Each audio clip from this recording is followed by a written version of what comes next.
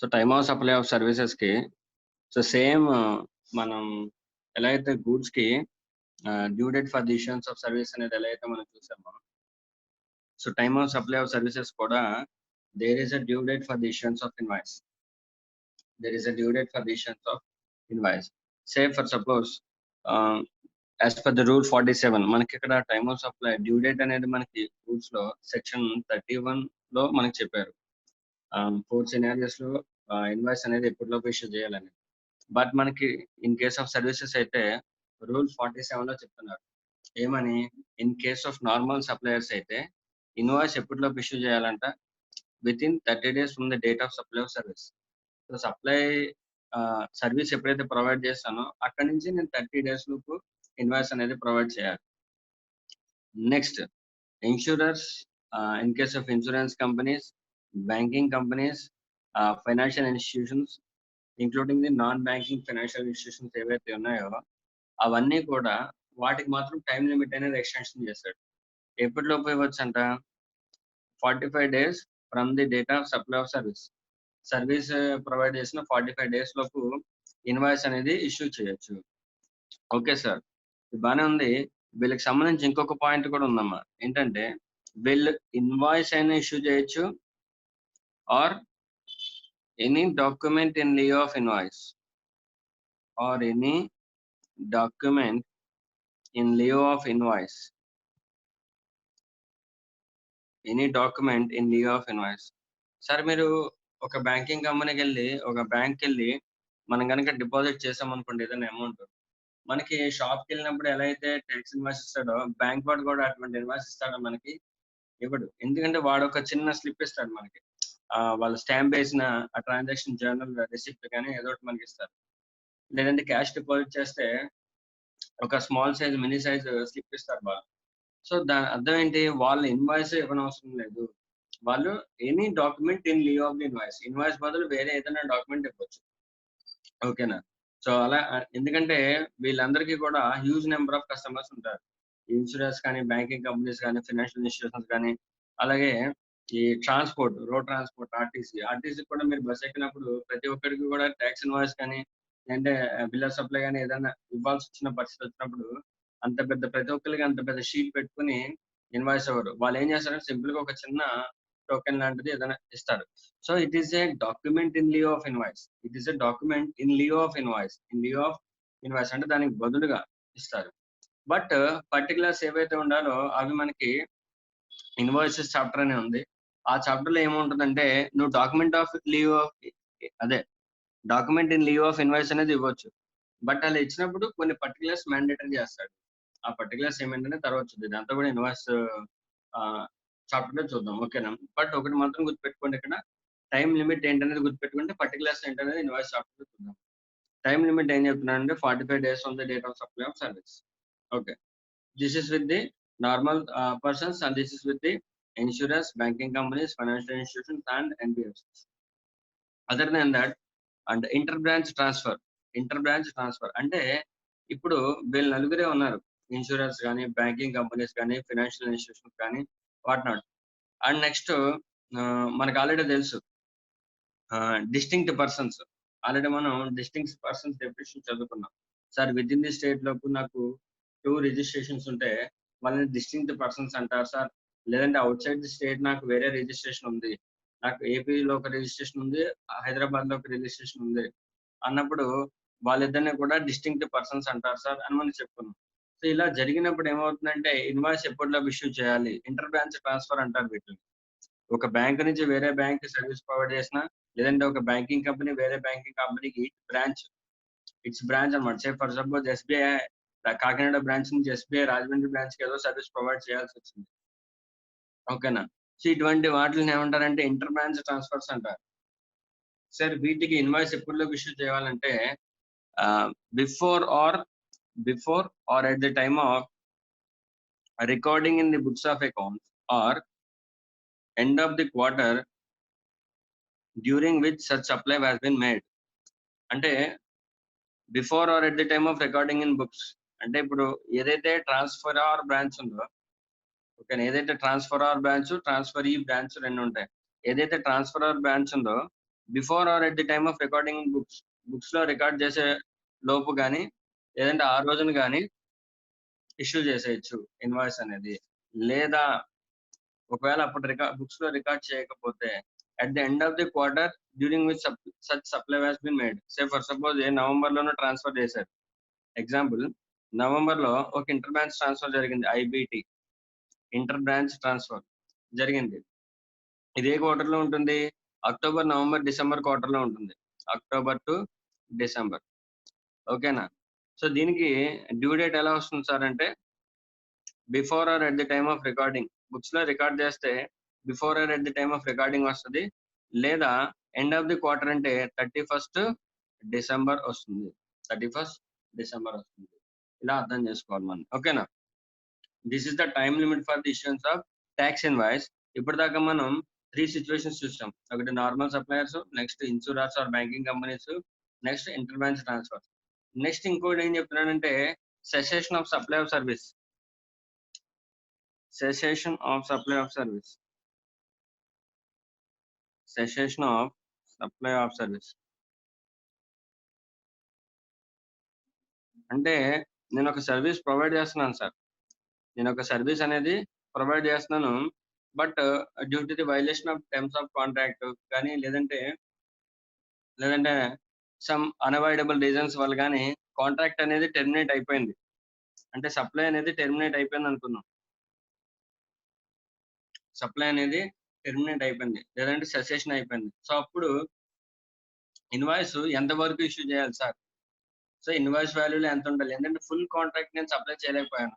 So వాడు ఏం చెప్తున్నాడంటే in case of cessation of the supply of services before completion of the supply, total supply complete అవ్వకుండానే ముందే supply అనేది terminate అయిపోతే the invoice to the extent of such supply made should be issued at the time of cessation. Time limit for the invoice. Invoice should be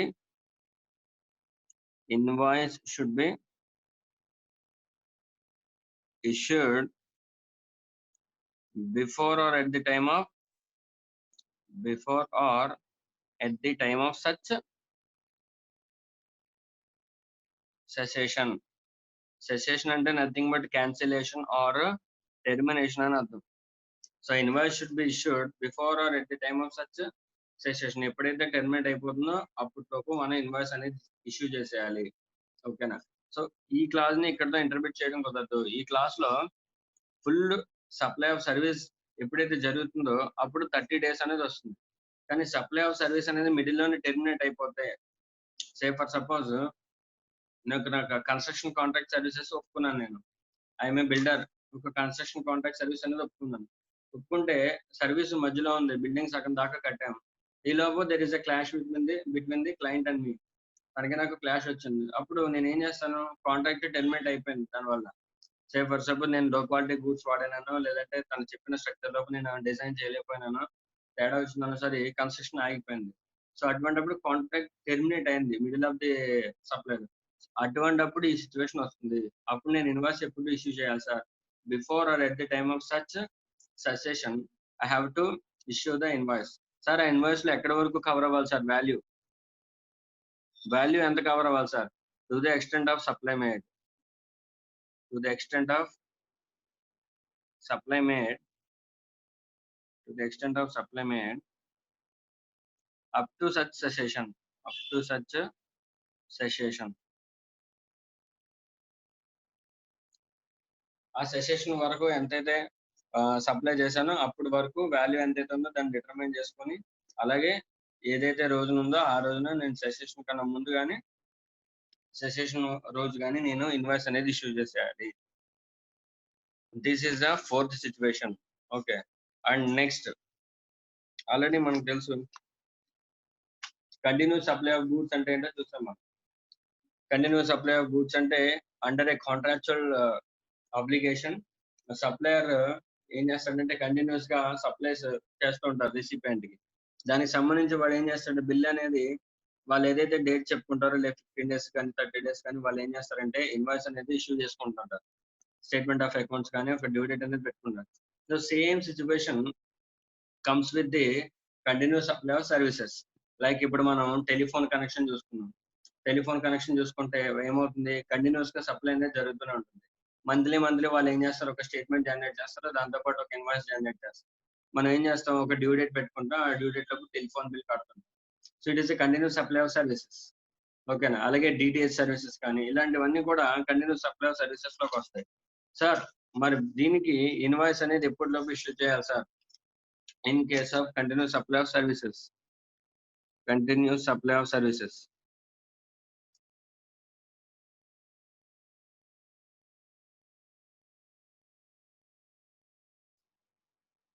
మరి నేను ఇలా chart ఇలా రూపంలో ఎందుకు రాస్తానంటే, ఈ ఫార్మాట్ లో ఎందుకు రాస్తానంటే, ఇక్కడ వర్డింగ్ చూస్తే మీరు అది గుర్తుపెట్టుకోలేదు. బట్ మీరు ఇలా ఎప్పుడైతే రాసుకుంటారో మీకేమవుతుందంటే, ఈ షీట్ మీ దగ్గర పెట్టుకుంటే తర్వాత వెంటనే ఫాస్ట్ గా మీరు రివిజన్ చేసుకునేటప్పుడు ఫాస్ట్ గా అయిపోతుంది మీకు ఈ 45 డేస్ అని. బట్ మీరు ఎప్పుడైతే బుక్ ఓపెన్ చేసి లైన్ టు లైన్ చదవాలనుకుంటారో అప్పుడు మీరు చదవలేరు. I hope you are writing copying this in your books. Okay. In case కనుక మీరు ఇప్పుడు ఈ లైవ్ లో కనుక కాపీ చేసుకోలేకపోతే యూట్యూబ్ లో ఎలాగో అప్లోడ్ చేస్తున్నాం కాబట్టి అక్కడ పాజ్ పెట్టి మీరు ఈ షీట్స్ కంపల్సరీగా ఎంటర్ చేసుకోండి. ఓకేనా. Next issuance of invoice in case of continuous supply of service. ఈ సిచ్యువేషన్ ని, కంటిన్యూస్ సప్లై ఆఫ్ సర్వీసెస్ ని 3 పార్ట్స్ కింద డివైడ్ చేశాడండి. చేసి 3 సినారియోస్ లో మనకి డ్యూ డేట్ అనేది చెప్తున్నాడు.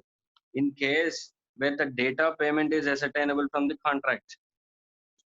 If date of payment is ascertainable,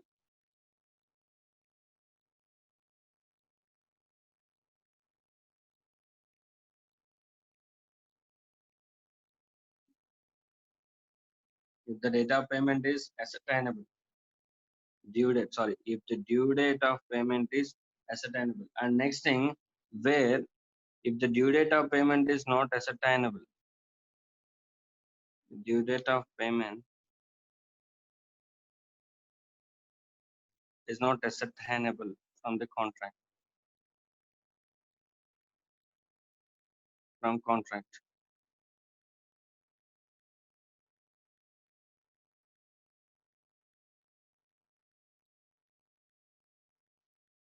and where the payment is linked to event, where the payment is linked to event,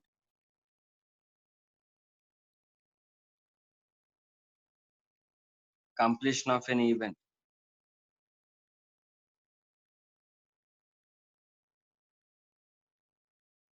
Okay. So ilaga 3 situations lo complete chesaru. We are sure that continuous supply of goods aina sare, continuous supply of services aina sare under a contractual agreement ద్వారా మనకు జరగాలి. Contractual agreement ద్వారా మనకి జరిగితే దాన్నే continuous supply of goods అంటారు, continuous supply of services అంటారు. So ఈ కాంట్రాక్ట్ లో there will be a clause, due date of payment అనే క్లాస్ కంపల్సరీ ఉంటుంది. కొన్ని కాంట్రాక్ట్స్ లో ఉండకపోవచ్చు. సో అటువంటి ఏమవుతుందంటే, ఇప్పుడు మనం కాంట్రాక్ట్ అనేది బేస్ చేసుకుని ఆ కాంట్రాక్ట్ లో డ్యూ డేట్ అనేది ఏమైనా ఉందా, వాళ్ళు ఇద్దరు 2 పార్టీస్ ఎవరైతే ఉన్నారో ఆ 2 పార్టీస్ ఆర్ ఎవరి మధ్య అయితే కంటిన్యూస్ సప్లై ఆఫ్ సర్వీస్ అనేది జరుగుతుందో వాళ్ళ కాంట్రాక్ట్ తీసుకుని అందులో డ్యూ డేట్ అనేది ఏమైనా మెన్షన్ చేసుకున్నారా. సో ప్రతి మంత్ నేను 10th లోపు పే చేయాలి, లేదంటే 15th లోపు పే చేయాలి అనేది ఏమన్నా డ్యూ డేట్ ఏమన్నా క్లాజ్ మెన్షన్ చేసుకున్నారా లేదా వెరిఫై చేయాలి. If such due date is available, అప్పుడు ఇన్వాయిస్ ఎప్పటిలోపు ఇష్యూ చేయాలి sir? Before or at the time of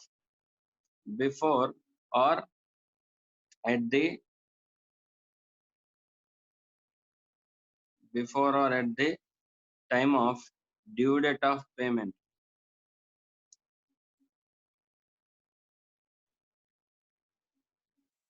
so ఎప్పుడైతే డ్యూ డేట్ అనేది ఉంటుందో, before or at the time of such due date. If the due date of payment is not ascertainable, అసలు contract లో due date అనే clause లేకపోతే, before or at the time when the payment is received, ఇక్కడ నేను received అని ఎందుకనంటే ఇది supplier point of view లో మనం మాట్లాడుతున్నాం. ఇన్వాయిస్ అనేది ఎవరు ఇష్యూ చేయాలి? సప్లయర్ ఇష్యూ చేయాలి. So before or at the time when the payment is received, we have to issue the invoice. in case where the payment is linked to completion of an event. ఇప్పుడు supply of services, ఇప్పుడు marriage services ఉందన్న, like say for suppose food contract పెట్టుకున్నాను నేను. So నా marriage కి food contract అనేది పెట్టుకున్నాను. So అప్పుడు ఏమవుతుంది, ఫుడ్ కాంట్రాక్ట్ వాళ్ళు ఆ రోజు నా మ్యారేజ్ కి వాళ్ళ ఫుడ్ కాంట్రాక్ట్ ఏదైతే ఉందో వాళ్ళ ఫుడ్ క్లియర్ గా సప్లై చేసిన రోజు అప్పుడు నేను పేమెంట్ ఇస్తానని చెప్పా వాళ్ళకి. మీరు మొత్తం ఎన్ని ఎన్ని ప్లేట్ మీల్స్ అయితే అవుతాయో అన్ని ప్లేట్ మీల్స్ నా ఫుడ్ లో, నా మ్యారేజ్ లో సర్వ్ చేయండి. So depending upon the number of plates I will make the payment అని చెప్పా. సో అక్కడ నా పేమెంట్ అనేది ఏమైంది, directly it was link to the contract. నా కాంట్రాక్ట్ కి లింక్ అయి ఉంది. ఓకేనా. సో ఇటువంటిప్పుడు అదే నా కంప్లీషన్ ఆఫ్ ఎన్ ఈవెంట్ కి, నా మ్యారేజ్ కి లింక్ అయి ఉంది. ఇటువంటిప్పుడు ఏమవుతుందంటే నా మ్యారేజ్ అయిన తర్వాత కానీ ఆ పేమెంట్ అనేది అసైన్ చేయాలి. సో ఇన్ కేస్ ఇప్పుడు ఎలా అయితే నేను చెప్పిన ఎగ్జాంపుల్ ఎలాగైతే కంప్లీషన్ ఆఫ్ ఈవెంట్ కి లింక్ అయి ఉందో, సో ఇన్వాయిస్ ఇటువంటి సిచ్యువేషన్స్ లో ఎప్పుడు ఇవ్వాలంటే invoice before or at the time of completion of that event. Completion of that event. Completion of that event. So ఎప్పుడైతే నాకు ఈవెంట్ అనేది జరుగుతుందో ఆ రోజున ఇవ్వాలి. So this is the assignment. This is the time limit for the issuance of invoice in case of continuous supply of services. Continuous supply of services కనుక చేస్తే, so ఈ ఇలా ఈ 3 సిచ్యువేషన్స్ ప్రకారం మనం ఇన్వాయిస్ అనేది ఇష్యూ చేయాలి. ఓకేనా. I hope you understand it. So this is the time limit for the issuance of invoice in case of supply of services. మనం ఆల్మోస్ట్ 3, 4 అండ్ 5 సిచ్యువేషన్స్ చూసాం. ఒకటి normal supplies, and in case of insurance, banking companies, financial institutions and interbank transfer between them, and in case of cessation or termination of the supply of service, and in case of continuous supply of services. I hope you can understand. So moving further, నేను ఇప్పుడు in case of forward charge చూద్దాం. ఇప్పుడు same మనకి ఎలా అయితే goods లో ఎలా అయితే ఉందో, మీకు ఆల్రెడీ ఫస్ట్ రోజు ఇండెక్స్ రోజు చెప్పాను, సేమ్ గూడ్స్ లో ఎలా అయితే ఉందో సర్వీసెస్ లో కూడా సేమ్ అలాగే ఉంటుంది. Like forward charge, reverse charge, and then in case of over charge, and in case of residual cases 4 situations మనకి కవర్ అయి ఉంటది. ఓకేనా. సో ఇప్పుడు సేమ్ అందులో మనం గూడ్స్ లో ఎలా అయితే ఫార్వర్డ్ చార్జ్ చూసామో, సో ఇప్పుడు రివర్స్ చార్జ్ చూద్దాం. అదే సర్వీసెస్ లో ఫార్వర్డ్ చార్జ్ చూద్దాం. Time of supply of services in case of forward charge. In case of forward charge ఏమండి, ఇక్కడ 2 సిచ్యువేషన్స్ ఉంటాయండి. There will be 2 situations. ఓకేనా.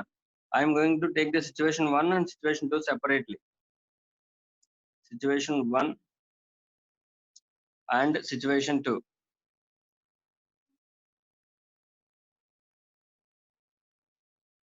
Situation 2.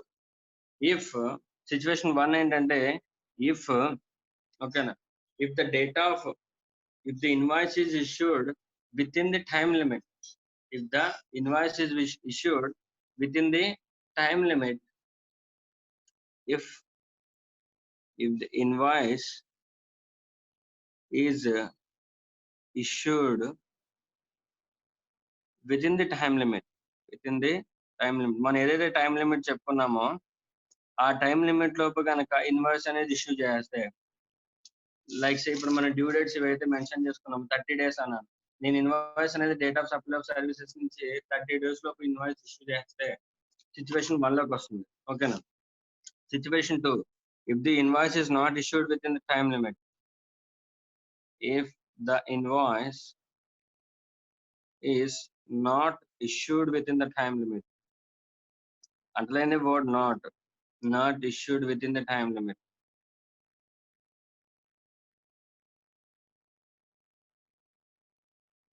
If the invoice is not issued within the time limit. So ఈ situations లో ఎలా చూడాలని చూద్దాం. So first case, if the invoice is issued within the time limit, then the date of invoice, then actual date of invoice,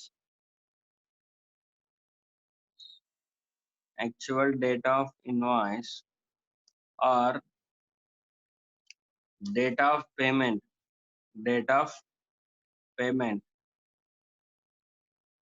whichever is earlier. Date of payment, whichever is earlier. Okay. Next, In case of situation 2, if the invoice is not issued within the time limit as under section 31 or rule 47, okay na, in case అటైతే date of okay supply of service, date of supply of service or date of payment or date of payment, whichever is earlier, okay na. So ante situation 1 lo if the invoice is issued within the time limit, then actual date of invoice or the date of payment, whichever is earlier. And if the invoice is not issued within the time limit, okay, then the date of supply of service or the date of payment, whichever is earlier. Both situations లో కూడా మనం చూసుకున్నట్లయితే date of payment common గా ఉంది. Date of payment is common in both situations. The only thing that is changing is the date of invoice or the date of supply of service. Okay. So ఈ రెండు situations change అనేది ఇలా ఉంటుంది, రెండు situations లో common అనేది ఇలా ఉంది. ఓకేనా, ఇలా మనం గుర్తుపెట్టుకోవాలండి ఎగ్జామినేషన్ పాయింట్ ఆఫ్ వ్యూలో. నెక్స్ట్ డేట్ ఆఫ్ పేమెంట్ అంటే ఆల్రెడీ మీకు తెలిసిందే, ఓ సిచ్యువేషన్స్ లో కామన్ ఉంటుంది date of payment. Date of payment అంటే ఏంటి? Date of entry in the books, date of entry in the books or date of credit, date of credit in bank account, date of credit in bank account, whichever is earlier, ఇది మామూలే, ఇది మనకి goods లో already మనం నేర్చుకున్నాం. So this is the situation in case of the forward charge. This is the situation in case of forward charge. So two situations, situation 1 and situation 2. If the invoice is issued within the time limit, actual date of invoice or the date of payment, or if the invoice is not issued within the time limit, then the date of supply of such service or the date of payment, whichever is earlier. Okay, I'm sure you got this. So ఇంకొక case ఉందండి. ఏం చెప్తున్నాడంటే, sir అసలు మనం ఈ two situations లో కనుక మనం ఫైండ్ అవుట్ చేయలేకపోతే, ఈ టూ సిచ్యువేషన్స్ లో కనుక ఫైండ్ అవుట్ చేయలేకపోతే residual case, if time of supply cannot be found as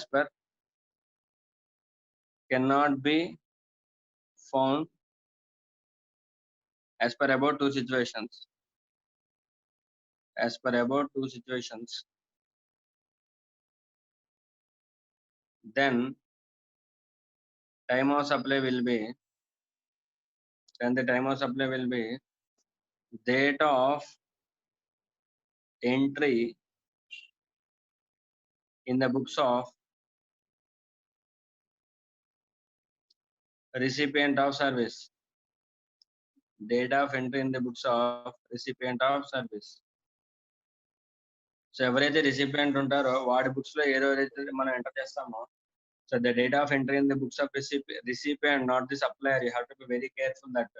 ఎందుకంటే మనకి రెండు సిచ్యువేషన్స్ కన్ఫ్యూజ్ చేయాలనుకోండి, 2 మార్క్స్ MCQ అడగాలంటే date of entry in the books of supplier, date of entry in the books of recipient రెండు ఇస్తారు. That time you may go definitely wrong. ఓకేనా, 2 marks MCQs ఇలా అడిగే chance ఉంటుంది. అందుకని మనం ఇక్కడ గుర్తుపెట్టుకోవాలి, date of entry in the books of recipient of service. మరి ఫస్ట్ స్టార్ట్ ఏం చేస్తాడంటే పెద్ద స్టోరీ వెళ్తాడు, మొత్తం స్టోరీ వెళ్ళి చివరికి ఈ రెండు ఇచ్చి టైమ్ ఆఫ్ సప్లై చెప్పమంటాడు. ఓకేనా, సో అడగాలంటే ఎలా అయినా అడగచ్చు. So in such case two situations లో కానీ ఫైండ్ అవుట్ చేయకపోతే date of entry in the books of the recipient, underline the word recipient. Okay, so this is the residual clause. Okay, but మన problems అన్ని కూడా maximum first situation బట్టి ఉంటుంది. Okay, then so I will illustrations మీరు చేదురుగానమ్మా. But నేను ఇంకొక చిన్న పాయింట్ చెప్పాలనుకున్నాను, ఏంటంటే మనకి అడ్వాన్స్ వస్తే అడ్వాన్స్ గూడ్స్ కి వస్తే అలాగా, సర్వీసెస్ కి వస్తే అలాగా అనేది ఒకసారి ట్రీట్మెంట్ చూద్దాం. గూడ్స్ కి అడ్వాన్స్ కనుక వస్తే, you know that in case goods advance కనుక వస్తే కంపల్సరీగా టైమ్ ఆఫ్ సప్లై ఏమవుతుంది? The date of invoice, that means actual I'm saying the actual date of invoice or due date of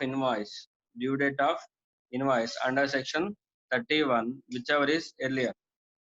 అదే మనం తీసుకోవాలి, ఎందుకంటే ఇక్కడ date of receipt of advance is irrelevant. Date of receipt will not be considered. will not be considered. Okay, in case of goods, but in case of services అయితే, but in case of services, if any advance is received in case of services, it will be the date of payment. I mean to say it means the date of payment. It will be considered for. It will be considered for determining the time of supply. Determining the time of supply అంటే మనం ఏదైతే form లో రాసుకుంటామో forward charge లో కంపల్సరీగా date of payment అనేది forward charge లో consider చేస్తాము. Consider for the determining the time of supply. So అది డిఫరెన్స్ నన్ను I mean to say this difference. కానీ డిఫరెన్స్ గుర్తుపెట్టుకోండి, అడ్వాన్స్ కనుక వచ్చినట్లయితే గూడ్స్ కి కన్సిడర్ చేయము, ఇది ఆల్రెడీ మనం తెలుసుకున్నాం. బట్ సర్వీసెస్ కి అడ్వాన్స్ ని కన్సిడర్ చేస్తాము. ఓకేనా? సో డేట్ ఆఫ్ పేమెంట్ ఏ రోజు అయితే వచ్చిందో దాన్ని షూర్ గా కన్సిడర్ చేస్తాము. Okay, this is with respect to the clarification with respect to advance. Okay, next ఇంకొక కొన్ని పాయింట్స్ ఉన్నాయి, కొన్ని క్లారిఫికేషన్ ఇచ్చాడు. Notification number, there is a notification, there is a notification number, so 60 number 6 of 2019, number 6 of 2019 ఒక notification ఇచ్చాడు. ఈ notification ఏం చెప్తున్నాడు అంటే ఒక కొన్ని రివర్స్ చార్జ్ సర్వీసెస్ గురించి చెప్తున్నాడు. మనకు ఆల్రెడీ తెలుసు, in case of joint development agreement లో కానీ, నెక్స్ట్ ప్రమోటర్స్ లీజ్ వర్కింగ్ లో కానీ ఏమవుతుందంటే, సో ఇప్పుడు ఏమవుతుందంటే మన దగ్గర ఏదైతే ల్యాండ్ ఉందో దాన్ని మనం డెవలప్మెంట్ కి ఇస్తాం. నా దగ్గర ల్యాండ్ ఉంది నాన్న, నా దగ్గర క్యాపిటల్ లేదు, అప్పుడు నేను ఏం చేస్తాను, ప్రమోటర్ కి లీజ్ కి ఇస్తాను, లేదంటే లీజ్ కి ఇవ్వడం, లేదంటే ఇచ్చేసి దాని మీద అపార్ట్మెంట్ కన్స్ట్రక్షన్ చేసుకొని, ఓకేనా. సో అపార్ట్మెంట్స్ కన్స్ట్రక్షన్ అయిన తర్వాత నాకు అందులో ఒక 2 అపార్ట్మెంట్స్ ఇవి, లేదంటే ఒక రెండు ప్లాట్స్ ఇవి, 2 ఫ్లాట్స్ ఇవి అని చెప్పి నేను తీసుకుంటాను. మిగతా అన్ని కూడా ప్రమోటర్ ఏం చేస్తాడంటే సేల్ చేసుకుంటాడు. సో ఇలా జరుగుతుంది మనకి. సో అంటే మనకి కన్సిడరేషన్ ఎప్పుడు వస్తుంది, ఇప్పుడు నేను ల్యాండ్ ఇచ్చేసినా సరే నాకు కన్సిడరేషన్ ఎప్పుడు వస్తుంది, నాకు వాళ్ళ ప్రమోటర్ ఎవడైతే ఉన్నాడో అపార్ట్మెంట్ కట్టి నాకు అపార్ట్మెంట్స్ లో ఒక 2 ఫ్లాట్స్ అనేది ఇస్తాడు. So it will take a long time. So sir మరి so giving of land for the right to use, వాడు నాకు ఇచ్చేంత వరకు కూడా, నాకు ఎప్పుడైతే ప్లాట్స్ హ్యాండ్ ఓవర్ చేసేంత వరకు కూడా నాకేమవుతుంది, అది సప్లై ఆఫ్ సర్వీస్ కింద ఉండిపోతుంది, రైట్ టు యూజ్ నే పర్మిట్ చేస్తాను. నాకు ఎప్పుడైతే ప్రమోటర్ దగ్గర నుంచి నాకు ఎప్పుడైతే ఆ ఫ్లాట్స్ అనేవి వస్తాయో అప్పుడే సేల్ కింద కన్సిడర్ చేస్తాను. అంతే కదా నాన్న? సో సార్ మరి ఏంటి సార్ ఆ కన్స్ట్రక్షన్ ఇంతవరకు యూజ్ చేసుకున్న నాకు కన్సిడరేషన్ పే చేస్తాడు. ఆ మీన్ వైల్ లో ఉన్నదంట సప్లై ఆఫ్ సర్వీస్ కింద ట్రీట్ చేసుకోవాలి, రైట్ టు యూజ్ కింద సప్లై ఆఫ్ సర్వీస్ కింద ట్రీట్ చేసుకోవాలి. ఎప్పుడైతే సప్లై ఆఫ్ సర్వీస్ అయిందో మరి I have to pay the tax, time of supply determine చేయాలి. ఆ టైమ్ ఆఫ్ సప్లై ఏం చెప్తున్నాడంటే, సో టైమ్ ఆఫ్ సప్లై నువ్వు ఏ రోజైతే ల్యాండ్ ఇచ్చావో ఆ రోజు తీసుకోవద్దు.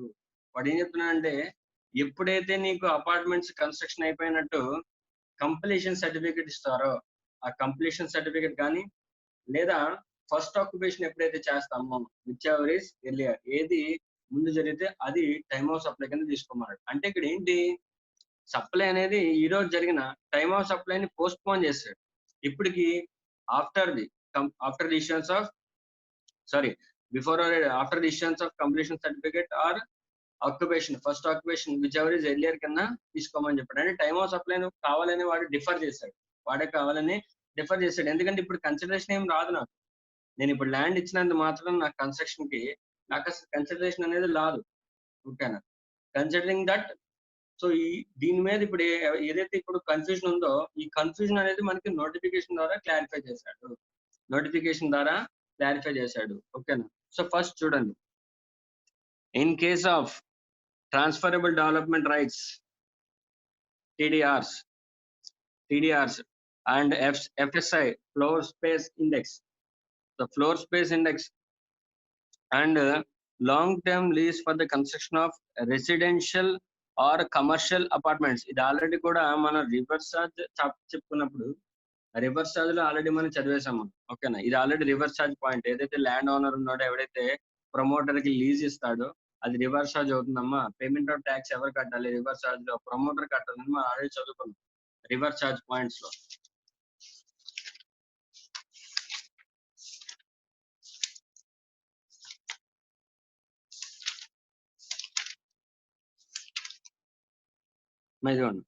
Services supplied by any person by way of transfer of development rights or floor space index, including the additional floor space index for construction of a project by the promoter. Promoter కి ఏదైనా land కానీ rights కానీ ఏదైనా issue చేసినప్పుడు so supplier ఎవరు అవుతాడంటే any person అవుతాడు. Promoter will be the recipient. ఎవరు కట్టాలి? రివర్స్ ఛార్జ్ లో ప్రమోటర్ ట్యాక్స్ పే చేయాలి. ఇది ఆల్రెడీ మనం రివర్స్ ఛార్జ్ పాయింట్ చెప్తున్నప్పుడు చదువుకున్నాం. సో అక్కడ ఎవరు కట్టాలనే చెప్పుకున్నాం రివర్స్ ఛార్జ్ లో. ఇక్కడ ఎప్పుడు కట్టాలనే చెప్పుకున్నాం. Since the chapter is only time of supply chapter కాబట్టి టైం అనేది డిటర్మిన్ చేస్తున్నాడు ఇక్కడ. ఈ టైం అనేది ఎక్కడ చెప్పాడంటే such time of supply shall arise on the date of issuance of completion certificate for the project were required by the competent authority or on its first occupation.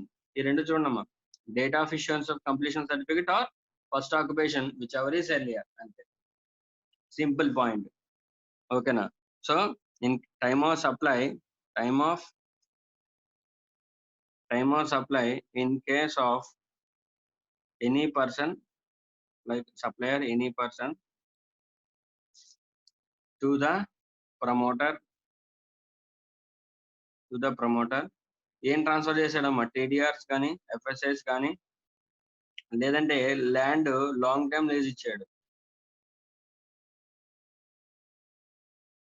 Land long time lease కి ఇచ్చాడు. So అప్పుడు ఏమవుతుందంటే promoter has to pay tax on reverse charge basis. But what is the time of supply sir? Time of supply will be ఓకేనా after the issuance of completion certificate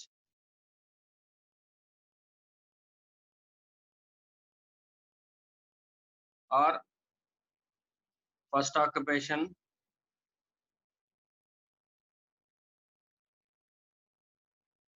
whichever is earlier will be treated as a time of supply. See, it is just a clarification. Okay, so we have an examples here, illustration. So illustration లో ఒక 2 points నేను మీకు చేసి చూపిస్తాను. Okay, so illustration first point చూద్దాం మనం. So determine the time of supply of services. Determine the time of supply in each of the following independent case in accordance with the provisions of the CGS Act 2017. Okay, then date of actual provision. First case చూద్దాం. Date of actual provision of service, that means the date of supply of service. So the date of supply of service will be మా ఒక నిమిషం అండి. First of all మనం problem start చేసే ముందు మనం formula వేసేసుకుందాం ఫస్ట్. సో ఫస్ట్ ఫార్ములా ఏంటంటే, so okay, first situation 1 situation 2 అనేది మనకు తెలియదు. సిచ్యువేషన్ 1 సిచ్యువేషన్ 2 ఫార్వర్డ్ చార్జ్ కరెక్టే. సిచ్యువేషన్ 1 లోకి వస్తుందా సిచ్యువేషన్ 2 లోకి వస్తుందా మనకు తెలియదు. సో ఫస్ట్ మనం సిచ్యువేషన్ 1 లోకి వస్తుందా సిచ్యువేషన్ 2 లోకి వస్తుందా మనకు తెలియాలంటే డేట్ ఆఫ్ సప్లైని డేట్ ఆఫ్ ఇన్వాయిస్ ని మనం కంపేర్ చేసుకోవాలి. First compare date of supply of service and date of invoice. అంతే కదా నాన్న? టైం లిమిట్ ఏంటి మనకి? Date of supply first criteria ఏంటి? Date of invoice date of supply లోపు ఎప్పటిలోపు ఇచ్చి ఉండాలి? 30 days లోపు ఇచ్చి ఉండాలి. ఓకేనా? సో డేట్ ఆఫ్ సప్లై అనేది కన్సిడర్ చేద్దాం first. So date of supply ఎప్పుడు ఇచ్చాడు? 10/11/2019. 10/11/2019. నెక్స్ట్ డేట్ ఆఫ్ ఇన్వాయిస్ ని కన్సిడర్ చేయండి. Date of invoice. So date of invoice మనకి ఎప్పుడు ఇచ్చాడు? Time or date of invoice, bill or challan as the case may be, ఏ డాక్యుమెంట్ అయినా ఆ document. So date of invoice ఎప్పుడు ఇచ్చాడు? 30/11/2019. సో 30/11/2019. సో గ్యాప్ చూసుకుంటే 10th నుంచి సేమ్ మంత్ అమ్మా, నవంబర్. సో 10 నుంచి 30 days, 30th కి సో మాక్సిమం 20 days ఉంటాయి. సో దీన్ని బట్టి మనకి ఏమర్థమైంది? ద డేట్ ఆఫ్ అంటే ఇన్వాయిస్ అనేది డేట్ ఆఫ్ సప్లై జరిగిన విత్ ఇన్ 30 days లోపు ఇచ్చాడని క్లారిటీ వచ్చిందిగా. సో దీని ప్రకారం will come to know that this situation falls in situation 1. So it will be within 30 days. So time of supply will B computed as under. Okay, situation 1. So the date of invoice date of invoice, I mean to say the actual date of invoice, or the date of payment, or the date of payment, whichever is earlier, will be the time of supply. So ఈ situations లో date of invoice ఎక్కడ ఉంది sir? Date of invoice 30/11/2019, or date of payment. Date of payment they have given date on which the payment received 15/12/2019.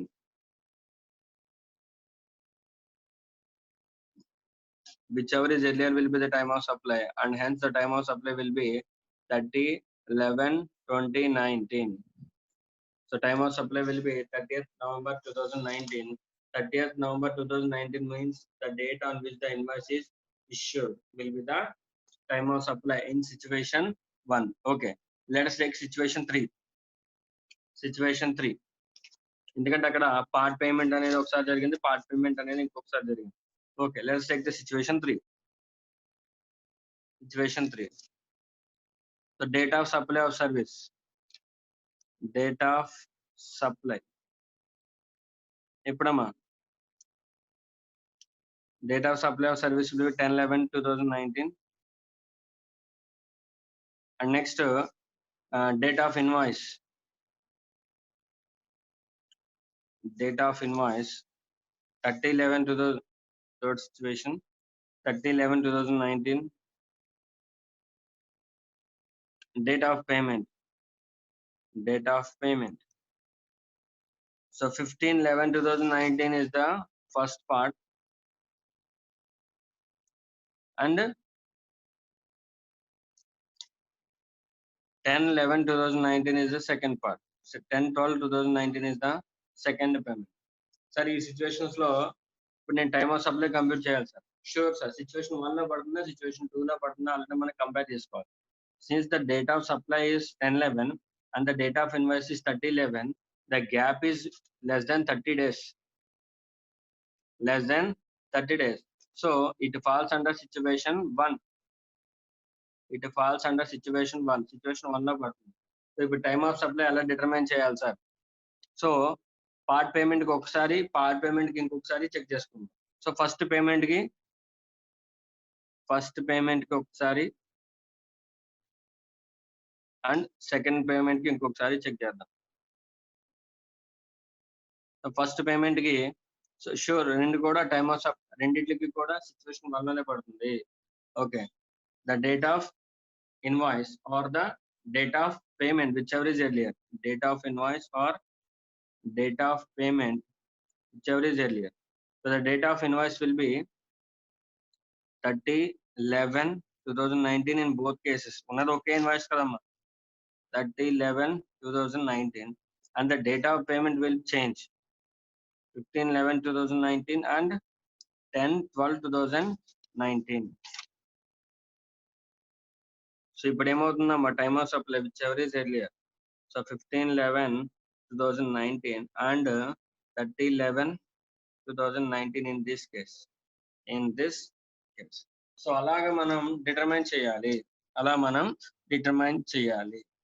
Okay, in case of 2 payments ఉంటే అలా మనం determine చేయాలి. Okay, I hope you could understand this situation. ఎందుకంటే already time of supply of goods మీరు already కట్టున్నారు కాబట్టి so ఇది మీకు అర్థమై ఉంటుంది dates completion. So moving further I will go for the time of supply and reverse charge. మిగతా problems అన్ని మీరు చేయాలి, ఆ డేట్స్ అన్ని జాగ్రత్తగా కంప్లీట్ చేయండి. Okay, next time of supply of service under reverse charge.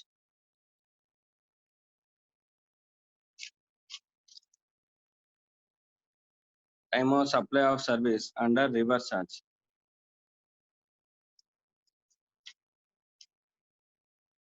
So time of supply of service under reverse charge. So ఇప్పుడు మనం రివర్స్ ఛార్జ్ అనేది కంప్లీట్ చేయబోతున్నాం. So in case of reverse charge లో time of supply ఎలా ఉంటుంది sir అనేది మనం తెలుసుకోబోతున్నాం. అయితే ఈ time of supply of service and reverse charge లో 2 సిచ్యువేషన్స్ ఉంటాయమ్మా. With non associated enterprise with non-associated enterprise and associated enterprise.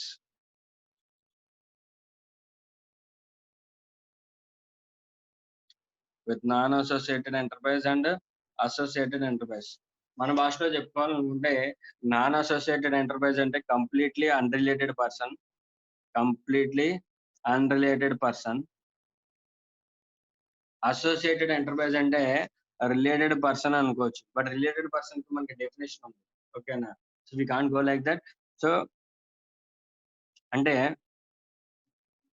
if one person has a control over another person, if one person has a control over another person, say for suppose X company ki Y company lo more than 50% share undi, that means I mean to say more than or equal to 51% share undi, 51% share undi.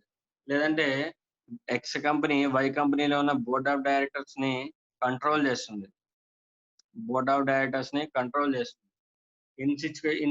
ఈ రెండు situations లో ఏమవుతుందంటే X అనే company why అనే కంపెనీని complete గా influence చేస్తుందని మనకి క్లియర్ గా అర్థమవుతుంది. బోర్డ్ ఆఫ్ డైరెక్టర్స్ ని పెట్టినా లేదంటే మోర్ దెన్ 51% షేర్ ఉన్న ఏమవుతుంది, డెసిషన్స్ ఏం తీసుకోవాలన్నా సరే మనమే తీసుకుంటాం, ఎక్స్ అనే కంపెనీ తీసుకుంటాం. So they can be considered as associated enterprise కింద మనం కన్సిడర్ చేయొచ్చు. ఓకేనా? ఈ అసోసియేటెడ్ ఎంటర్ప్రైజ్ కి ఒక డెఫినేషన్ ఉంది సార్. ఈ డెఫినేషన్ ఎక్కడ నుంచి తీసుకొచ్చాడంటే as per income tax act 1961 నుంచి వచ్చింది.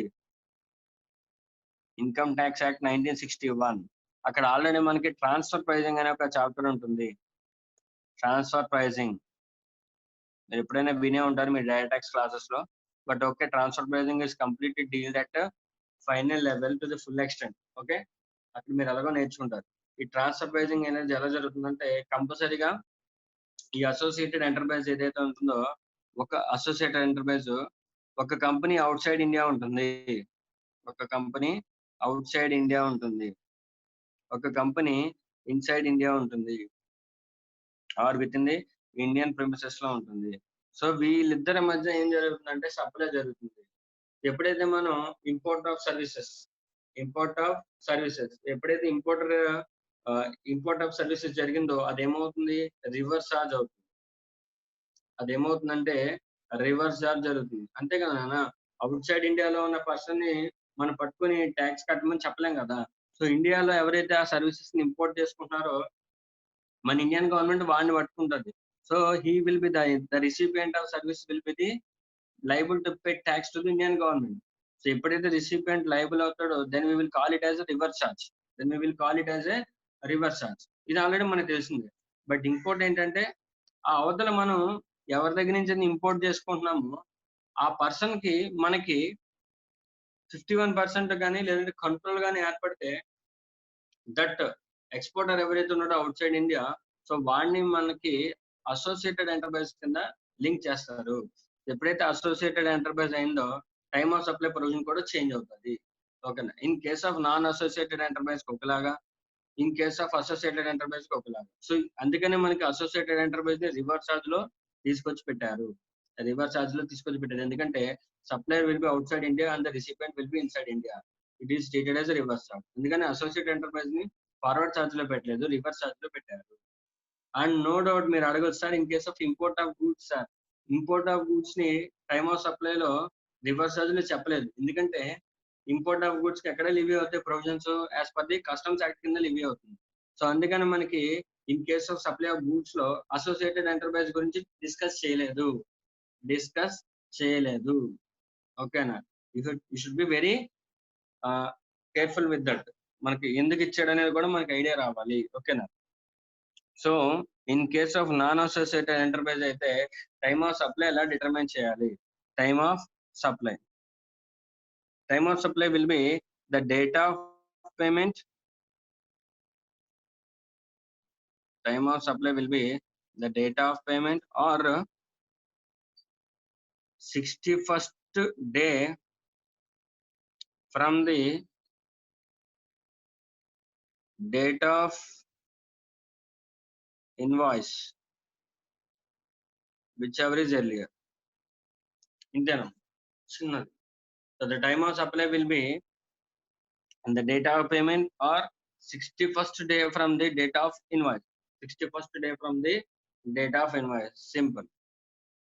So ఈ రెండు డేట్స్ తీసుకొచ్చి ఇక్కడ మనం సబ్స్టిట్యూట్ చేస్తే విచ్ ఎవర్ ఇస్ ఎర్లియర్ అయితే that will be considered as the time of supply in case of services under reverse. Okay. So sir మళ్ళీ మనకి డేట్ ఆఫ్ పేమెంట్ అంటే ఏంటి sir? As you know that date of payment అంటే ఏమవుతుందమ్మా? Date of ఇది reverse charge. Date of payment forward charge లో వేరే ఉంటుంది, reverse charge లో వేరే ఉంటుంది. Date of payment in case of forward charge అయితే ఏమవుతుంది? Date of entry in the books or date of credit వస్తుంది. ఇన్ కేస్ ఆఫ్ సప్లయర్ అక్కడ డిస్కస్ చేస్తాం కాబట్టి forward charge. But in case of reverse charge ఏమవుతుంది? Same date of entry, date of entry ఇది ఎవరి books లో? In recipient books లో, in recipient books లో, అక్కడ సప్లయర్ బుక్స్ లో ఉంటుంది. ఆర్ డేట్ ఆఫ్ ఇక్కడ డెబిట్ అవుతుందా క్రెడిట్ అవుతుందా? డెబిట్ అవుతుంది. Date of debit in books, date of debit in books, whichever is earlier. So you have to be very careful. అక్కడ supplier of goods లో reverse charge లో కూడా same ఉంటుంది, అలాగే సర్వీసెస్ లో రివర్స్ ఛార్జ్ లో కూడా సేమ్ ఉంటుంది in case of date of payment. But in case of associated enterprise కి అయితే ఏంటి సార్? ఓకే, ఇప్పుడు నాన్ అసోసియేటెడ్ ఎంటర్ప్రైజ్ కి టైమ్ ఆఫ్ సప్లై చూసామండి. సో ఇప్పుడు అసోసియేటెడ్ ఎంటర్ప్రైజ్ కి టైమ్ ఆఫ్ సప్లై ఏమవుతుంది? For the sake of clarity, this line. Okay. So associated enterprise means in case of associated enterprise, the time of supply will be the date of entry in the books of the recipient, date of entry in books of recipient,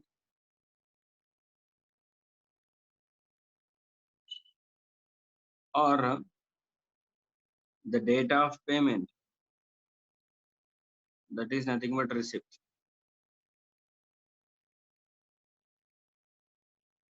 Whichever is earlier. అంతేనా? So nothing but associated enterprise కి చూస్తే nothing but date of payment time of supply అయింది చూసారు ఇక్కడ. So date of entry in the books of recipient are date of payment which ever is earlier. Date of payment which ever is earlier. So మనకి date of payment ఏదైతే definition ఉంటుందో దాన్నే ఇక్కడ associated enterprise కి time of supply కింద తీసుకున్నాడు. ఓకేనా? ఇలా మనం లింక్ చేసుకోగలిగితే బాగా గుర్తుపెట్టుకోగలం. ఓకేనా? So this is the time of supply of service in case of reverse charge with the associated enterprise and the non-associated enterprise. Associated enterprise కి అయితే non-associated అయితే the date of payment or 61st day from the date of invoice, whichever is earlier should be dated as a time of supply. In case of associated enterprise అయితే time of supply will be date of entry in the books of recipient or the date of payment. Sir associated enterprise అని ఎవరు అంటారు sir? ఒక person ఇంకో person మీద more than 51% కానీ 50% కానీ holding ఉన్నా or controls the composition of the board of directors కానీ, అండ్ ఇన్ కేసు అలా ఉంటే వాళ్ళిద్దరిని కూడా ఏమవుతుందంటే అసోసియేటెడ్ ఎంటర్ప్రైజ్ అంటారు. దీంతో పాటు డీమ్డ్ అసోసియేటెడ్ ఎంటర్ప్రైజ్ అనేది కూడా ఉంటుంది. బట్ అది సిఏ ఫైనల్ లెవెల్లో డైరెక్ట్ యాక్సెస్ లో ట్రాన్స్ఫర్ ప్రైజింగ్ లో మీరు కంప్లీట్ గా నేర్చుకుంటారు. ఓకేనా? So no need to bother about that. Associated enterprise అని మాక్సిమం మీకు ఇస్తారు. లేదంటే కంట్రోల్ ఎక్కడ నీ పదం యూజ్ చేస్తాడంటే you have to use that associated enterprise concept. Okay, reverse charge అవుతుంది. సార్ ప్రాబ్లం లో మనకి రివర్స్ ఛార్జ్ ని క్లియర్ గా ఇస్తారా sir? No sir, reverse charge ని ఇవ్వచ్చు ఇవ్వకపోవచ్చు సార్, ఎందుకంటే వాళ్ళ మీద మనం డిపెండ్ అవ్వకూడదు.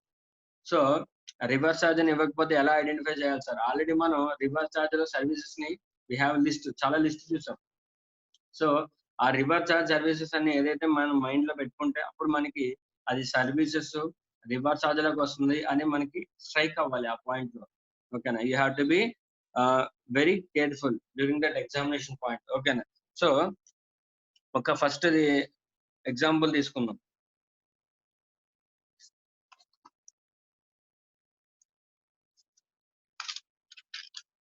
ఫస్ట్ ఎగ్జాంపుల్ తీసుకున్నాం, illustration 21. So golden industries limited engaged in the services of Sadhu transporters or Sandhu transporters for the road transport of a consignment on for the road transport of a consignment on 25/12/2019 and made the advance payment for the transport on the same date, that is 25/12/2019. However, the consignment could not be sent immediately on account of a strike in the factory and instead was sent on 21/2020. The invoice was received from the transporter on 22/1/2020. So what is the time of supply for the transporter service? ఏం లేదన్న, ఇక్కడ తీసుకున్న service ఏంటంటే goods transport service తీసుకున్నాడు వాడు.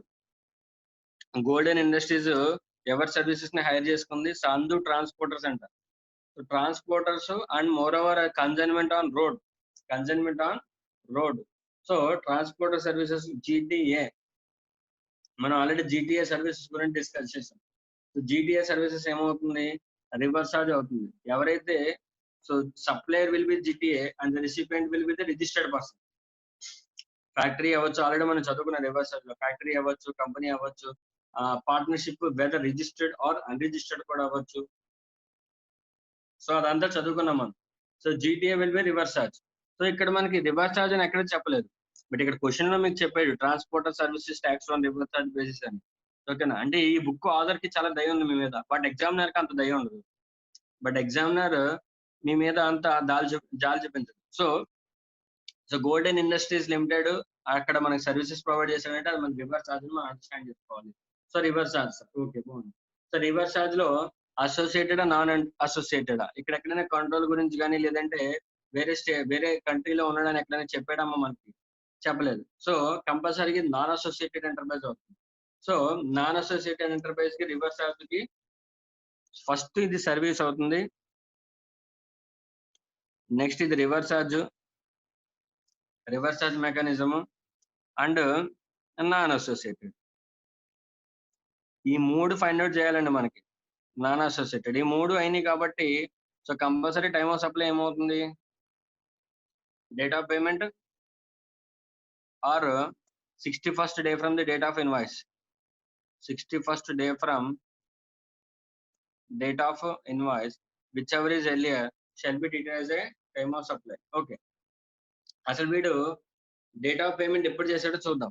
So date of payment will be and made advance payment అంట. Advance payment for the transport on the same date అన్నాడు. So payment ఎప్పుడు చేశాడంట? 25/12/2019 పేమెంట్ చేశాడంట. Okay, so the date of payment will be 25/12/2019. Date of invoice ఎప్పుడు issue చేశాడంట? Invoice is received from the transporter on 22/1/2020. 22/1/2020. So మనకు కావాల్సింది ఏంటి? Invoice నుంచి 61st days కావాలి. సో ఇన్వాయిస్ ఎప్పుడు ఇష్యూ చేశాడు? 22/1/2020. దీనికి ఒక 60 days యాడ్ చేసుకోవాలి. Add 60 days. కంపల్సరీగా 22nd Januaryకి 60 days యాడ్ చేస్తే ఏమవుతుందన్న? సో కంపల్సరీగా మార్చ్ మంత్ లో పడుతుంది. It will fall in March.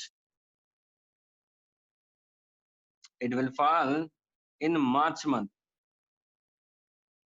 So ఇది మార్చ్ మంత్ లో ఉంటుంది మనకి ఆల్రెడీ. సో మార్చ్ మంత్ లో వస్తుంది. ఇది ఆల్రెడీ ఎక్కడ ఉంది? 25th December 2019 లో ఉంది. సో కంపల్సరీగా మనం ఏం చేస్తాం? విచ్ ఎవర్ ఇస్ ఎర్లియర్ చేసుకుంటాం. సో కంపల్సరీగా టైమ్ ఆఫ్ సప్లై ఏమవుతుంది? విచ్ ఎవర్ ఇస్ ఎర్లియర్ అంటే 25th 12 2019 అవుతుంది. 25th 12 2019 అవుతుంది. ఓకేనా? This will be treated as a time of supply in this case. ఓకేనా? సో అలా మనం ఫైండ్ అవుట్ చేయాలి. ప్రతిసారి కూడా 61st days కి కంపల్సరీగా 61 days కంప్యూట్ చేసేసి డేట్ ఫైండ్ అవుట్ చేయాల్సిన అవసరం లేదు. ఓకేనా? కామన్ సెన్స్ యూజ్ చేస్తే 60 days అంటే కంపల్సరీగా మార్చ్ మంత్ లో ఉంది. ఆల్రెడీ మనకి పైన డేట్ డిసెంబర్ మంత్ లో ఉంది. ఇది నెక్స్ట్ ఇయర్ మార్చ్ మంత్ లో ఉంది. ఇదేమో బిఫోర్ ఇయర్ డిసెంబర్ మంత్ లో ఉంది. సో కంపల్సరీగా విచ్ ఎవర్ ఇస్ లోయర్ తీసుకుంటే ఇదే వస్తుంది. సో మనం ఆవేశపడిపోయి కంపల్సరీ 60 days కట్టేయాలా సార్? అవసరం లేదు సార్. కామన్ సెన్స్ యూజ్ చేస్తే ఆన్సర్ ఫైండ్ అవుట్ చేయొచ్చు ఈజీగా. ఓకేనా?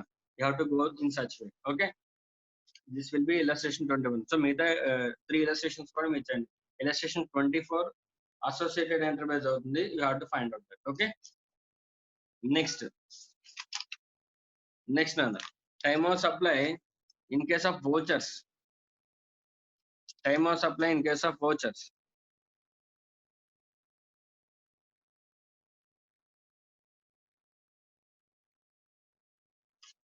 Time of supply in case of vouchers.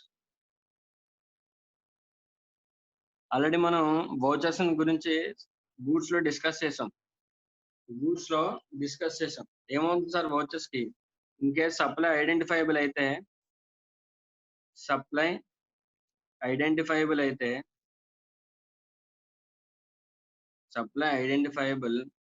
at the time of issue of vouchers. At the time of issue of voucher అయితే so ఏమవుతుంది? Before or at the time of supply will B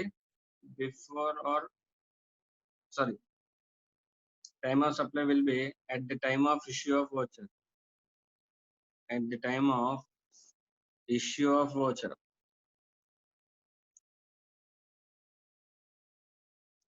At the time of issue of voucher. ఎప్పుడైతే మనకి ఆ voucher లో ఉన్న supply identifiable అయిపోతుందో so the time of supply will be the time of issue of voucher. In case supply not identifiable,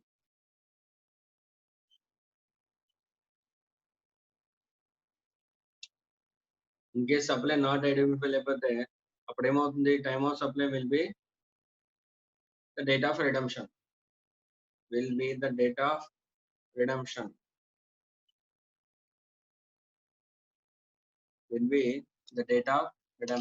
అవుతుంది. ఇది already మనకి తెలిసిందే. ఇన్ కేస్ ఆఫ్ గూడ్స్ లో మనం చదివాం, ఇన్ కేస్ ఆఫ్ సర్వీసెస్ లో కూడా అంతే. Let us see an example. ఒక ఎగ్జాంపుల్ ఇచ్చేచ్చు ఉన్నాను. From the following information determine the time of supply of services wear the supply is by issue of voucher. అక్కడ bracket లో ఏం చెప్పాడంటే for the same nature of service. అంటే ఇప్పుడు ఏదైతే service ఇచ్చాడో నథింగ్ బట్ ఈ ఎగ్జాంపుల్ ఏం జరుగుతుందంటే చూడండి ఒకసారి. Valid for the 1 year and or issued after the supply of first service. అంటే ఏంటి సార్? ఏం లేదన్నా, ఒక సెలూన్ షాప్ ఉంది. సెలూన్ షాప్ లో సరే ఫస్ట్ కొత్తగా సెలూన్ షాప్ పెట్టాను. అప్పుడు నేను ఏం చేస్తాను? ఫస్ట్ టైం నేను ఎప్పుడైతే సెలూన్ షాప్కి వెళ్తానో వాళ్ళు నాకు నెక్స్ట్ టైం మళ్ళీ నన్ను అట్రాక్ట్ చేసుకోవడానికి ఒక కన్సెషన్ అనేది చెప్తారు. ఆ కన్సెషన్ ని వోచర్ ఫార్మాట్ లో ఇస్తారు నాకు. సో అప్పుడు ఏమవుతుంది? ఫస్ట్ సప్లై ఏదైతే జరిగిందో దాని తర్వాత నాకు వోచర్ ఇచ్చినట్టు. సో అదే చెప్తాను ఇక్కడ. సేమ్ సర్వీస్ కి వోచర్ ఇస్తారంట. నథింగ్ బట్ నెక్స్ట్ టైం వెళ్ళినప్పుడు కూడా ఆ వోచర్ పట్టుకెళ్తే నేను ఏం చేయించుకోవచ్చు? హెయిర్ కట్ అనేది చేంజ్ అవ్వచ్చు. So second time same nature of service voucher issue చేశారు. అది కూడా ఎప్పుడు? ఫస్ట్ సర్వీస్ అనమాట. సో ఎప్పుడైతే ఇప్పుడు సేమ్ సప్లై ఆఫ్ సర్వీస్ అని వాడే చెప్పేసి సేమ్ సప్లై ఆఫ్ సర్వీస్ అని చెప్పేసాడంటే మనకి సప్లై ఐడెంటిఫైబుల్ అయిపోయిందనే అర్థం. వోచర్ ఇష్యూ చేసేటప్పుడే సప్లై ఐడెంటిఫైబుల్ అయిపోయింది. సో అప్పుడు టైమ్ ఆఫ్ సప్లై ఏమవుతుంది sir? Date of issuance of voucher అవుతుంది. సో ఇప్పుడు చూడండి, ఫస్ట్ సర్వీస్ అయింది, అది మనకి ఇదే లెవెంట్. Issue of voucher 01/2020 and next redemption of voucher. Last date for the acceptance of voucher. ఒకసారి వోచర్ ఇచ్చారంటే సెకండ్ సర్వీస్ ఎప్పటిలోపు జరగాలని మేబీ వాడు ఏదో టైం చెప్తాడు. ఇక్కడ ఏమన్నాడంటే 1 year టైం ఇచ్చాడు. ఫస్ట్ సప్లై అయిన వెంటనే వోచర్ ఇస్తారంట. ఒక 1 year లోపు ఆ వోచర్ తీసుకొని నెక్స్ట్ టైం నేను హెయిర్ కట్కి వెళ్ళొచ్చు. ఆ వోచర్ లో సమ్ డిస్కౌంట్ ఉందో లేదంటే సంథింగ్ క్యాష్ బ్యాక్ ఉందో సంథింగ్ ఏదో ఇస్తారు మనకి. ఓకేనా? సో మనకి సప్లై అనేది వాడు ఇచ్చేటప్పుడే క్లారిటీగా చెప్పాడు. For the same nature of service అని క్లారిటీగా చెప్పాడు. So supply is identifiable. When the supply is identifiable, the time of supply will be the date of issuance of voucher. That's it. Clear that point. And అక్కడికి clear చేశారు. Okay. Same illustration 27 కూడా same format లో ఇచ్చాడు. So from the following information determine the time of supply of service. Voucher valid for 1 year is issued to a recipient after supply of service for any other services or goods across India. Voucher issue చేశాడంట. But ఆ voucher అనేది దేనికి use చేయొచ్చు అంట? ఏ services కైనా use చేసుకోవచ్చు అంట. At the same time any goods కి యూజ్ చేసుకోవచ్చు అంట. ఏ సర్వీసెస్ ఎనీ గూడ్స్ అంటే సప్లై క్లియర్ గా ఐడెంటిఫైబుల్ అవుతుందా? No, supply is not identifiable at the time of issue. ఎప్పుడైతే సప్లై ఐడెంటిఫైబుల్ అవ్వదో మనకి టైమ్ ఆఫ్ సప్లై ఏమవుతుంది? The date of redemption of the vouchers అవుతుంది. So the date of redemption of the voucher will be declared at the time of supply. That's it, simple. So మనం ఇంత పెద్ద table చూసి కంగారు పడిపోవాల్సిన అవసరం లేదు. ఈ లైన్ బట్టి మనం ఈ డేట్స్ లో ఏ డేట్ మనకి కావాలనేది మనం క్లియర్ గా డిఫైన్ చేసుకోవచ్చు. ఓకేనా? So next time of supply in case of residual cases. So time of supply in case of residual cases. దీనికి నోట్స్ కూడా అవసరం లేదమ్మా. Time of supply in case of residual cases అంటే in case of registered person who are filing the returns regularly అయితే so ఈ 3 situations లో ఎక్కడ forward charge లో కానీ, రివర్స్ ఛార్జ్ లో కానీ, వర్క్స్ లో కానీ మనం టైమ్ ఆఫ్ సప్లై అనేది డిటర్మిన్ చేయలేకపోతే రెసిడ్యువల్ కేసెస్ లో మనం టైమ్ ఆఫ్ సప్లై డిటర్మిన్ చేయొచ్చు. ఎలా sir? In case of regular గా రిటర్న్స్ ఫైల్ చేస్తే before or at the time of due date of such returns. In case of any other case, the date of payment of the tax. The date of payment of the tax will be treated as the time of supply. Okay. Okay, example ఇచ్చారు చూడండి. Residual case అనేది so ఇక్కడ same ఉంది, same అక్కడ కూడా goods కూడా same ఉంది. Okay, so చూడండి illustration 28. An income tax such was carried out at a residential premises of Mr. X working in a multinational company. Okay. In the course of such, large volume of undisclosed assets were found. Okay. Which he claims as service income. But ఏమన్నాడంటే ఆ దగ్గర చాలా assets ఉన్నాయంట. ఆ assets అన్ని నీ దగ్గరికి ఎలా వచ్చినాయంటే సార్ నేను సర్వీసెస్ ప్రొవైడ్ చేస్తాను, సర్వీసెస్ ద్వారా వచ్చినాయి అన్నాడు. సో ఎప్పుడైతే వాడు సర్వీసెస్ ద్వారా అన్నాడను, సో అప్పుడు ఏమవుతుంది, ఆ ఇన్కమ్ ని ఎలాగో ట్యాక్సిబుల్ చేస్తారు ఇన్కమ్ ట్యాక్స్ యాక్ట్ ప్రకారం.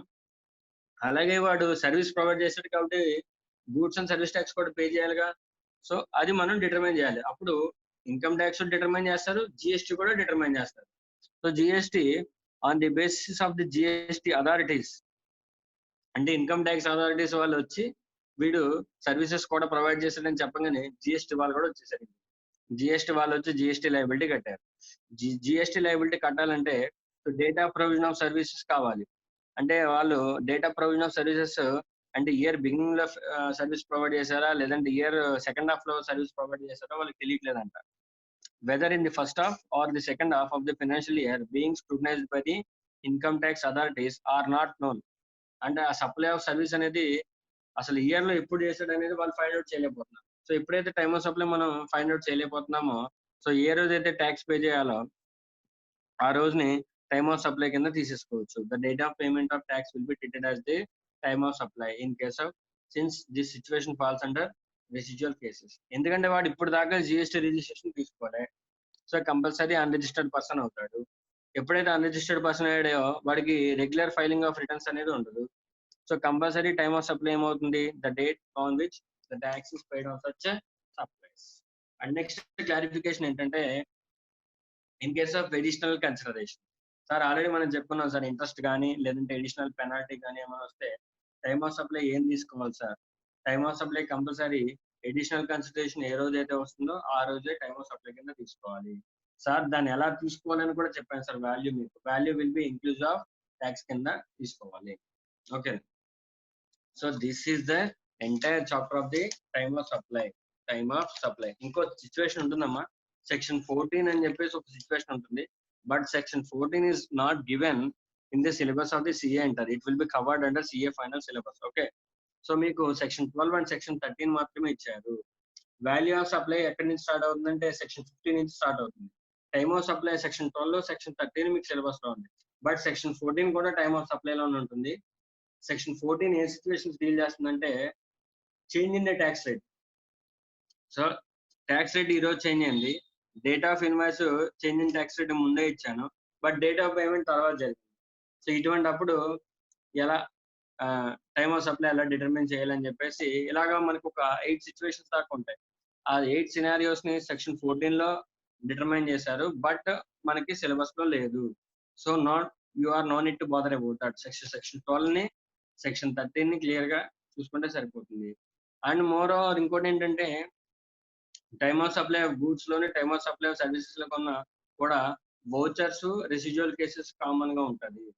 ఇంకా మీకు చేంజ్ అయ్యేదల్లా ఎక్కడ ఉంటుందంటే forward charge, goods forward charge, reverse charge, next services forward charge, reverse charge. ఈ 4 సిచ్యువేషన్స్ చూసుకుంటే టైమ్ ఆఫ్ సప్లై అనేది ఈజీగా అయిపోతుంది. ఆల్రెడీ మీకు అడ్వాన్సెస్ కి క్లారిటీ ఇచ్చాను. గూడ్స్ కి అడ్వాన్సెస్ ని ఎలా ట్రీట్ చేయాలి, సర్వీసెస్ కి అడ్వాన్సెస్ ని ఎలా ట్రీట్ చేయాలి అనేది కూడా ఒక క్లారిటీ ఇచ్చేసాను. ఓకేనా? సో మీరు ఏం చేస్తారంటే time of supply of goods లో ఆల్రెడీ మన ఇలస్ట్రేషన్స్ అన్ని చేశాం. ఇంకా పోతే time of supply of services లో ఇలస్ట్రేషన్స్ ఇంకా చేయలేదు. సో మీరు ఏం చేస్తారంటే time of supply of services లో ఇలస్ట్రేషన్స్ మీరు చేయండి. మీరు చేసి ఏమైనా డౌట్స్ ఉంటే అప్పుడు నన్ను అడగండి. So I will sure clarify you. ఓకేనా? సో టుమారోస్ క్లాస్ లో ఒకసారి ఇన్వాయిసెస్ కూడా ఒకసారి క్లియర్ గా చెప్పుకొని, ఇలస్ట్రేషన్స్ కూడా ఒకసారి చెప్పుకొని అప్పుడు వాల్యూ ఆఫ్ సప్లై లోకి మూవ్ అవుతాం. ఓకేనా?